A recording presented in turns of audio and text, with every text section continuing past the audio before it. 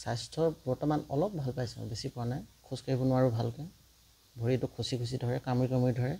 তাৰপিছত এইবিলাক অলপ শুকাইছে বাৰু এইবিলাক।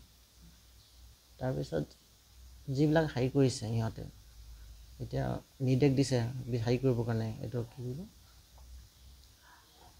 শাস্তিমূলক কৰিবৰ কাৰণে, সেইটো সিহঁতে উচিত হেৰি লওক, সিদ্ধান্ত লওক, যি কৰিলে ভাল হয় সেইটো।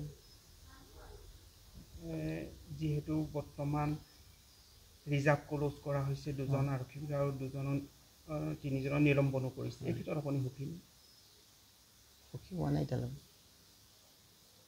কি বিচাৰিছে আপুনি? একেবাৰে নিলম্বন হোৱাটো বিচাৰিছোঁ। এতিয়াতো অকল এইটো 2-3 মাহত তেনেকুৱা কাৰণেহে ছুটি লোৱাৰ নিচিনা হৈ আছে সিহঁতে। আকৌতো চাকৰিত জইনিং হৈয়ে যাব এনেকৈ হ'লে মানে।